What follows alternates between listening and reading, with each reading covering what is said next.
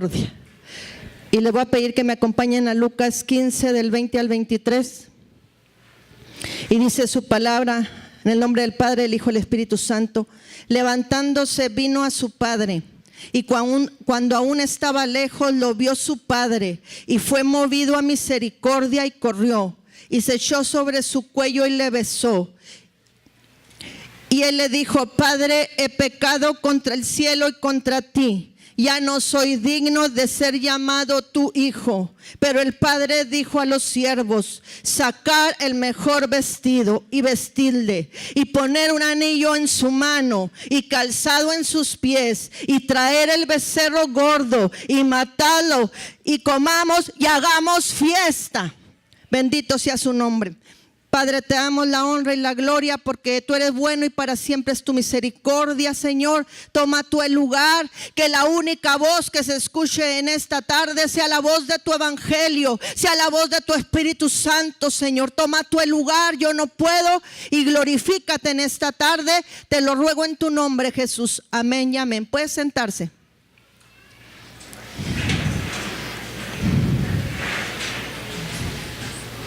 Los niños a la clase, por favor. Yo sé que están aquí muy contentos viendo a la quinceañera, pero tienen sus clases. Y este mensaje lo he titulado: Bienvenido a casa. Un hombre regresa después de 2 años de ausencia a su casa. Él se fue a Rusia a estudiar una maestría, y cuando llega, su hermana quiere sorprenderle. Y lo que hace, quiere hacer unos letreros que digan bienvenido a casa, pero en ruso. Y busca una traducción por ahí en el internet que traduzca esa frase, bienvenido a casa, y imprime esa frase y hace unos carteles muy hermosos en hojas de colores y se va al aeropuerto a recibirle. Y cuando llega el hermano y ve esas pancartas que su hermana había hecho con tanto esfuerzo, con tanto cariño, se ríe. Se ríe y luego le explica, le dice: mira, esos letreros no dicen bienvenido a casa. Esos letreros dicen no se ha encontrado traducción. Pero aquí lo importante son los detalles que nos muestran que cuando hemos pasado una larga ausencia fuera de nuestro hogar, esos detalles que nos muestran los seres queridos de que somos recibidos, de que somos bienvenidos, de que somos amados, de que nos reciben con alegría y con complacencia. Pues a este hijo le sucedió lo mismo. El padre lo llenó de una serie de detalles que le hicieron ver que era bienvenido, y hasta le hizo una fiesta. Hasta le hizo una fiesta. En primer lugar, vamos a ver nosotros, o vamos a analizar en esta tarde, la parábola tan hermosa del hijo pródigo, para poder entender por qué ese padre le hizo la mejor de las bienvenidas a su hijo y se alegró tanto. Y en primer lugar, el hijo se independiza del padre. O sea, aquí nos dice en Lucas 15 del 11 al 12 que un hombre tenía 2 hijos, pero que el menor de ellos le dijo: papá, dame la parte de los bienes que me corresponde, y el papá se los dio. Él quería la libertad, él quería alejarse del padre. ¿Cuál es la parte de los bienes que le corresponden a un hombre, a una persona? Pues está la vida, está el cuerpo, es un bien que tenemos nosotros. Por ejemplo, los basquetbolistas tienen que ser por lo general ¿qué? Altos, así tiene que ser su cuerpo. Había una persona que venía aquí que decía: yo desde pequeña estaba frustrada por mis manos, tenía unas manotas y las escondía a todos lados y no me gustaba tenerlas. Pero cuando estudié odontología y empecé a ejercer mi profesión, dice, comprendí por qué tengo esas manotas. Dice, mis compañeras que tenían manos pequeñas batallaban para manipular los instrumentos, pero yo se me acomodaban exactamente a mis manos. Entonces, ese es un bien que tenemos, el cuerpo. Otro de los bienes es el tiempo. Otros son las habilidades y los talentos. Hay muchas profesiones por eso. Por ejemplo, yo no podría ser doctora. Yo veo la sangre y salgo corriendo. Entonces, qué bueno que hay profesiones de todo, ¿verdad? Porque tiene que haber de acuerdo a las habilidades y los talentos. Pero, ¿quién nos da todos esos bienes? ¿De dónde proceden esos bienes? Los bienes nos los ha dado Dios. Todo se lo debemos a Él. La casa que tenemos, Él nos la dio. La familia que usted posee, Él te la dio. El carro que tú tienes, Él te lo dio. El vestido que tú traes, Él te lo dio. Porque todo don perfecto y toda buena dádiva proceden del Padre de las luces, en el cual no hay mudanza ni sombra de variación. El Señor tiene planes de bien y no de mal, para darte un futuro, para darte una esperanza. El Señor quiere lo mejor para tu vida. Quiere que estés sano, que seas bendecido, que tengas trabajo, que tengas a tu familia. Todo quiere darte el Señor. Esos son los bienes que Dios da, porque Él es bueno y para siempre es su misericordia. Y esos bienes nos ha dado el Señor. Ahora, ¿por qué deseaba este joven tener la herencia de su padre? ¿Por qué tenía tanta prisa? Estaba cansado de obedecer al padre. Alza tu cuarto, lava los trastes, ve a la tienda, llega a tal hora. Estaba cansado de las reglas. Quería escapar de la vigilancia del padre. ¿Con quién estabas hablando? ¿Por qué pusiste eso en el Face? Esos amigos no me gustan. Esa novia que traes a mí no me parece. ¿Por qué, papá? Porque está trompuda. Jóvenes, cuando el papá no le gusta tu novia o tu novio o a la madre, es un filtro muy bueno. Primero es Dios y luego los padres. Si no les gustan es por algo y no te va a ir bien. Y este joven estaba cansado de ser vigilado, pero también quería alcanzar una falsa libertad. Quería ser libre, quería hacer lo que él quisiera. Aquí no me comprenden, yo ya me voy de esta casa, todos me prohíben. No me quieren, yo voy a hacer mi propia vida. Yo voy a hacer lo que a mí me plazca. Y este joven anhelaba ser libre. Y los papás preguntando, pero si te damos todo, si nos hemos esforzado y a este muchacho no le falta nada o a esta muchacha, ¿y por qué se va de la casa? La pregunta es, ¿por qué el padre le dio la herencia sabiendo que se iba a perder? Porque el pródigo estaba a punto de arruinar su vida y el padre amoroso lo sabía. Porque ¿sabe qué? Así es Dios semejante a este padre. Dios no te forza a que estés en su casa. Dios te da libre albedrío de que tú escojas entre la bendición y la maldición, entre la vida y la muerte. Él le dijo al pueblo de Israel en Salmos 81:12, los dejé. No quisieron seguirlo, seguían otros dioses. Y dijo el Señor, los dejé. Dios te va a dejar. Si tú quieres irte de su casa o de sus caminos, Él no lo va a impedir, Él te va a dejar. Dice, los dejé por tanto a la dureza de su corazón y caminaron en sus propios consejos. Dios no nos va a obligar a amarlo. Dios no nos va a obligar a obedecerle. Dios no nos va a obligar a que seamos fieles. Nosotros le amamos porque Él nos amó primero, porque Él dio la vida, porque Él nos salvó. Por eso le amamos y le bendecimos y le adoramos. O usted está en esta tarde a fuerza. Usted vino por su propia voluntad. Porque así debemos de acercarnos al Padre voluntariamente. El pecado te aleja de Dios. Este joven dijo, ya me voy de la casa, abandono a mis padres. Y el pecado te aleja de Dios. Dice, no muchos días después, juntándolo todo, el hijo menor que se fue a una provincia apartada. La provincia apartada es como el mundo. Dice, y ahí desperdició sus bienes viviendo perdidamente. Toda persona que usa sus bienes a su manera, sin tomar la voluntad de Dios en cuenta, es como este hijo menor. Es como decirle a Dios, Yo tomo la herencia que me corresponde y yo voy a usarla como a mí me plazca. Yo voy a usar mi cuerpo como yo quiera.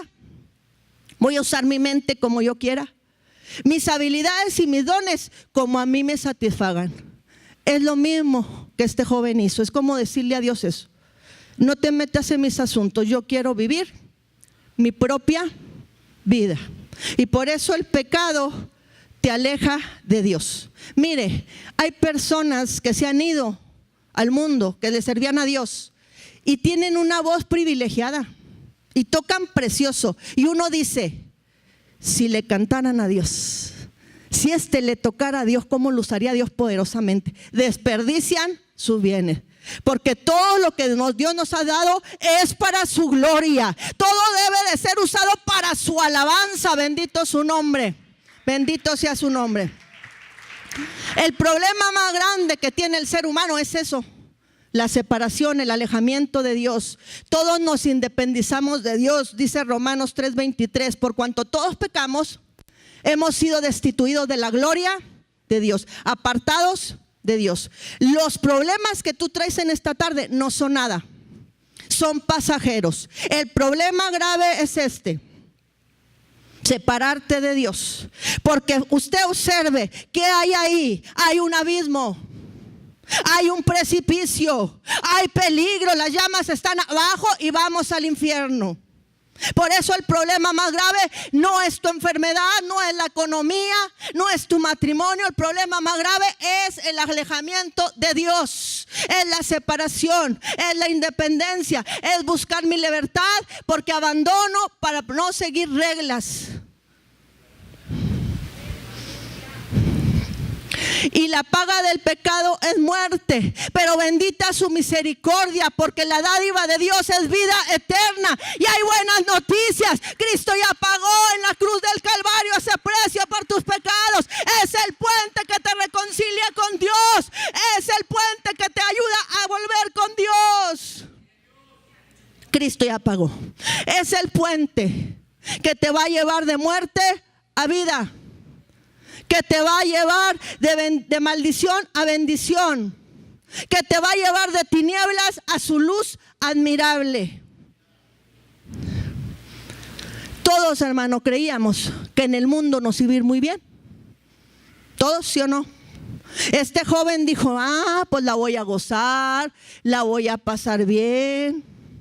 Qué suave, ya mis padres no me van a molestar. Pero él, buscando su libertad, se esclavizó, se ató.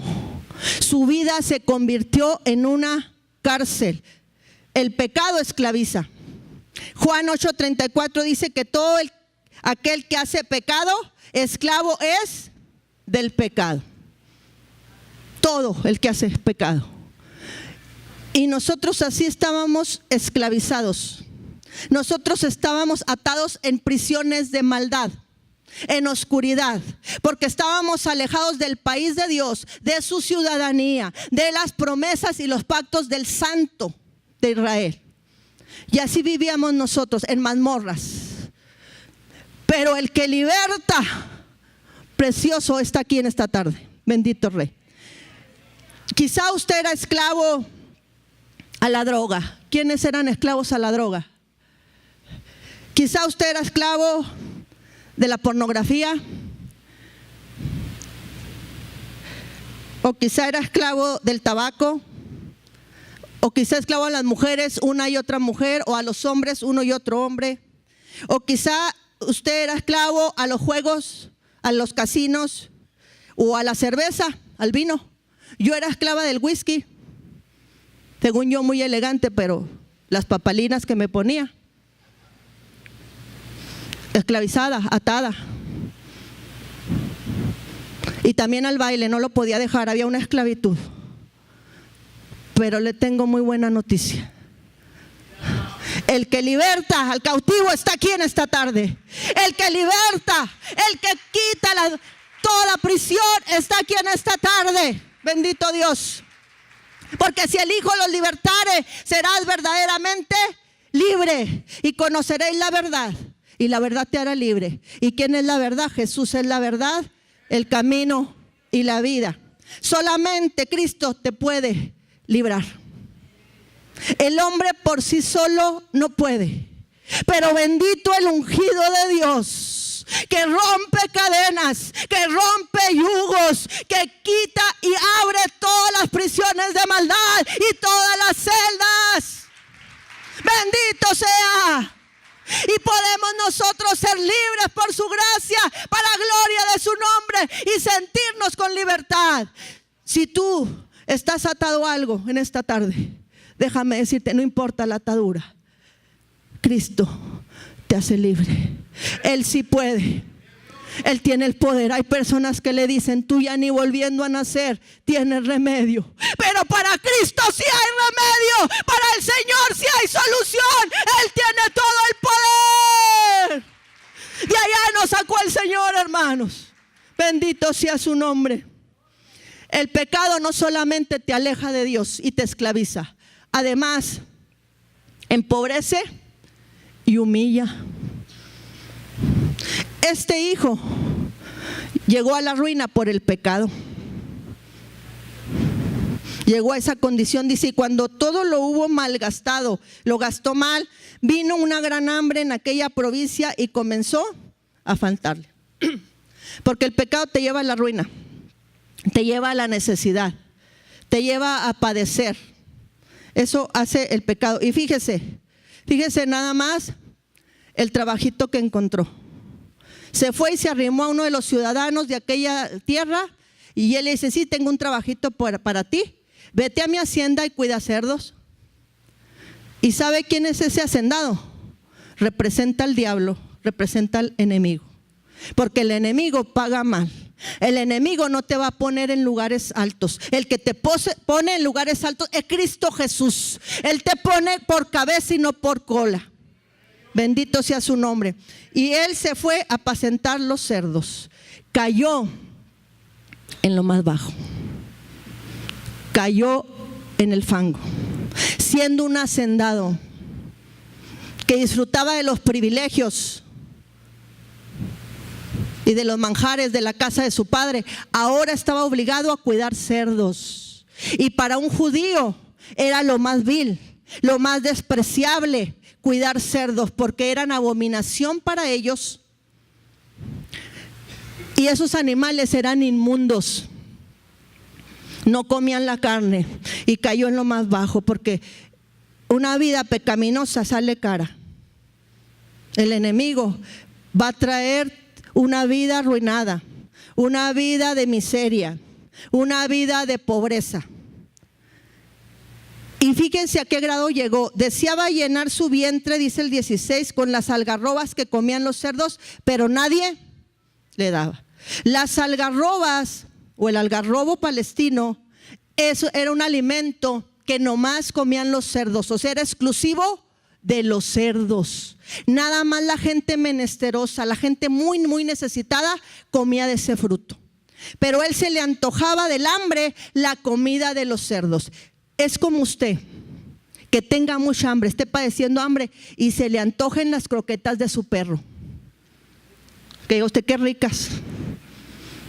O se le antojen o quiera comer las whiskas de los gatos. O a lo mejor diga, qué rica pastura. Ahí estén los caballos. Y usted diga, qué rica está la pastura. Y al rato sale relinchando, ¿eh?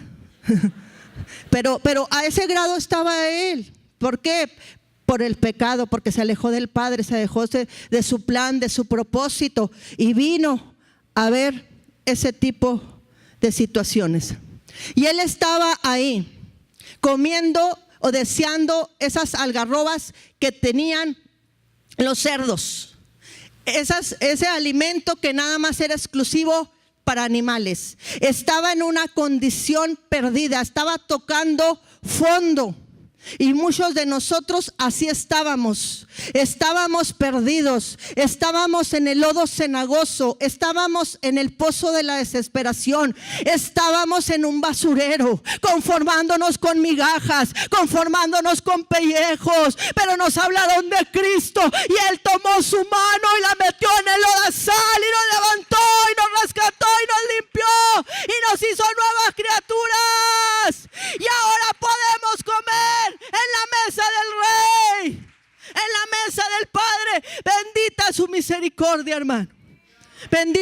misericordia de que nosotros podemos comer a la mesa del Rey. Que ya no estamos en esa situación. Él estaba en ese trochil. ¿Usted ha estado en un trochil? ¿Cómo huelen los cerdos? Es algo desagradable, pero era la situación que el enemigo llevó a esta persona a perderse y a estar en esa situación tan tremenda de pobreza, de miseria.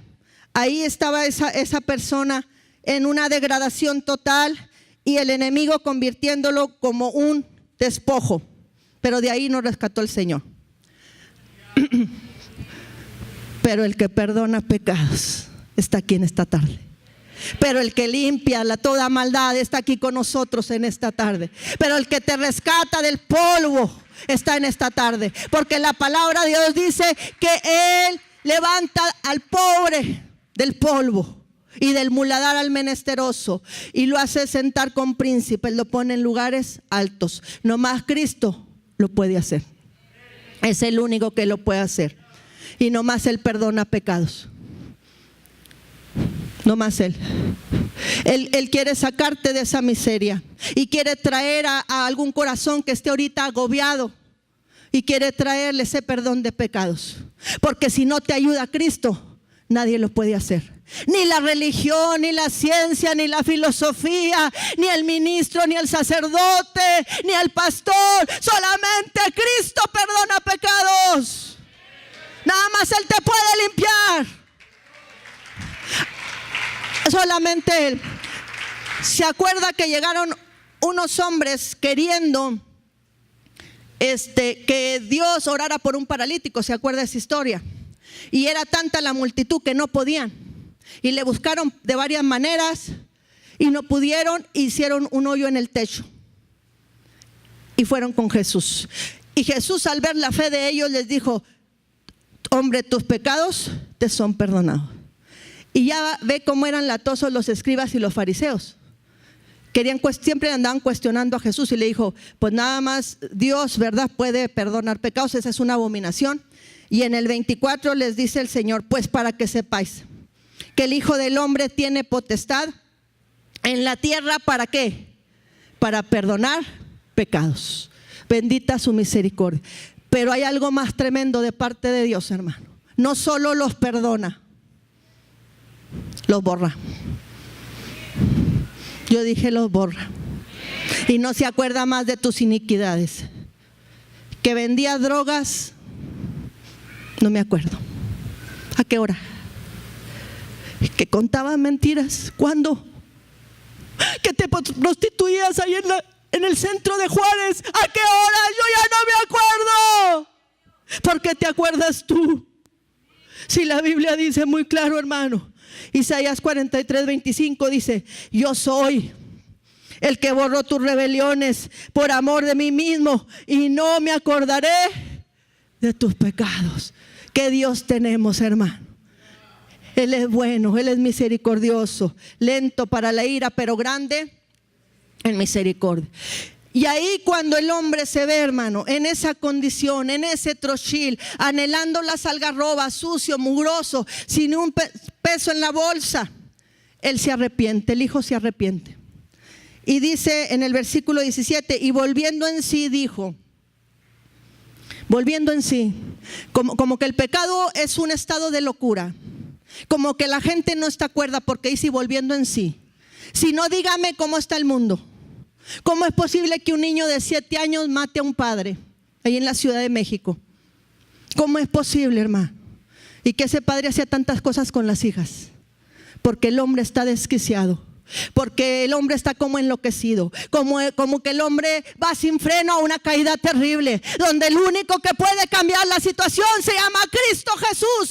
Es el único que transforma y cambia las vidas. No más Él lo puede hacer, hermano. Pero el pecado es como una locura. Y qué bueno que reaccionó, que reflexionó ahí en el trochil. Dijo: allá está mi padre con abundancia de pan. Dice: ¿cuántos jornaleros en la casa de mi padre tienen abundancia de pan? Y yo no tengo ni qué comer. Y yo perezco de hambre, porque en la casa del Padre hay abundancia de pan. Y cuando el hijo se aleja, dice, me acuerdo de la carne asada que ella hacía, del mole que hacía mi mamá y esas tortillitas de harina. ¿Usted anhela, sí o no? Cuando uno fuera, anhela uno la comida de la casa, del hogar. Y dijo, ¿qué estoy haciendo aquí? Pero porque antes no se daba cuenta, hermano, porque estaba en un estado de locura. El pecado es como una locura. Que a través de una crisis este joven reflexionó. Porque la mayoría de nosotros, no en todos los casos por supuesto, pero cuando atravesamos una crisis, hermano, buscamos a Dios. Es como conocimos al Señor a través de una crisis. ¿Quién a través de una crisis conoció al Señor? Porque estábamos llenos de problemas, estábamos desesperados, estábamos desanimados. Nadie nos podía ayudar, nadie nos podía rescatar, hermanos. Pero Cristo lo hizo y Cristo nos transformó. Mire, yo vine a los pies de Cristo porque me diagnosticaron diabetes. Y el diabetes humanamente el hombre no puede. Y en esa condición estaba yo, ¿verdad? Y estaba muerta en delitos y pecados. Pero bendita sea su misericordia que reaccioné, ¿verdad? Salí de esa locura, vine a buscar a Dios y Él me sanó. Jamás he vuelto a tener síntomas ni siquiera del diabetes. A Él sea la gloria, la honra y la alabanza por los siglos de los siglos. Fíjese dónde estaba, en qué condición estaba esta persona, en lo más bajo, ya pidiendo dinero, ya no comiendo nada, en una desesperación, pero se acordó. Y usted puede estar en la desesperación más profunda, en la noche más oscura, pero en Cristo sí se puede. En Cristo hay victoria y Él te puede sacar de ese pozo de la desesperación. No más Cristo, nada más Cristo puede hacerlo. El pan, hermano, no satisface a la persona. El único pan que satisface el alma tuya es el pan que desciende del cielo. Y ese es Jesús. Jesús dijo, yo soy el pan de vida. El que a mí viene nunca tendrá hambre. Y el que en mí cree no tendrá sed jamás. El único que puede saciar tu alma, porque viviendo en el mundo hay una insatisfacción. No estás a gusto con nada. Haces una cosa y no te llenas. Haces otra, pues siempre no. Y luego le busco por otro lado. Pero aquí el alma es satisfecha. El alma es llena. El alma es bendecida. El alma es confortada. El alma es alentada, hermanos. Y hay vida eterna. Porque es lo más precioso que podemos nosotros tener. La bendición más hermosa es la vida eterna. Y que tu nombre esté escrito en ese libro que Dios un día va a abrir. Y entonces dijo él, pues me levantaré y voy a mi padre y le diré, Padre, he pecado contra ti y contra el cielo. ¿Qué sucedió aquí? Se arrepintió. ¿Cuándo se arrepiente la persona? Cuando tú reconoces tus errores, cuando tú reconoces tu pecado y dices, sí, yo he pecado, yo no he vivido conforme a las reglas de Dios, las he quebrantado todas, hemos vivido en los límites, hemos vivido en la extravagancia y por eso estábamos sumidos en esa desesperación. Pero cuando tú reconoces tu condición y dices, yo necesito ayuda, yo necesito otra vida para mí, para mis hijos, porque el pecado te afecta a ti, afecta a tus hijos y afecta a toda la familia. Hay consecuencias. Bendito su nombre. Entonces él dijo, voy a ir con mi padre y le voy a decir que pequé, que ya no soy digno de ser su hijo, que me haga como a uno de los jornaleros. No le hace que llegue al cielo hasta para barrer, ¿verdad? Así dijo, yo quiero. Pero fíjese, a eso se llama arrepentimiento. Si tú confiesas tus pecados, Él es fiel y justo para perdonarte y para limpiarte de toda maldad. ¿Qué es arrepentirse? Arrepentirse es que yo voy aquí cometiendo miles de infracciones a la ley de Dios, quebrantando todos los mandamientos, pero de pronto vuelvo en sí, de pronto pongo mi mente cuerda y giro y voy rumbo al Padre a pedirle perdón y a pedirle misericordia para mi vida. Eso es arrepentimiento. El joven iba en un camino, pero se dio cuenta de su condición y giró y volvió al Padre arrepentido. Ahí está el hijo. Dígame cómo estaba. ¿Vio en la primera fotografía cuando se alejó que iba muy guapo con traje? ¿Cómo lo dejó el enemigo? ¿Cómo lo dejó Satanás? Desplumado, arruinado, sin esperanza, sin ilusión, lleno de temores, sin dormir, sin comer. Él no paga bien, no tiene misericordia. Así estaba este hombre, consumido por los vicios, consumido en rameras, dice la Biblia en el versículo 30, que ahí consumió sus bienes. Y probablemente con los amigos, probablemente ahí gastó toda su fortuna. Y los amigos, ¿sabe por qué tenía amigos? No lo buscaban a él, buscaban lo que tenía. Las mujeres no lo buscaban a él, buscaban lo que tenía. Pero cuando se le acabó la herencia, ¿dónde estaban los amigos? ¿Dónde estaban las mujeres? ¿Dónde estaban esas personas que lo seguían? Ahí está solo y dijo: voy a volver a mi padre, porque cuando todos te abandonan, el único que te queda es Jesucristo de Nazaret. Él no te abandona, Él es tu amigo. Bendita es su misericordia. Él borra, hermano, tu pasado, restaura tu presente y bendice tu futuro. Es el único, no hay otro.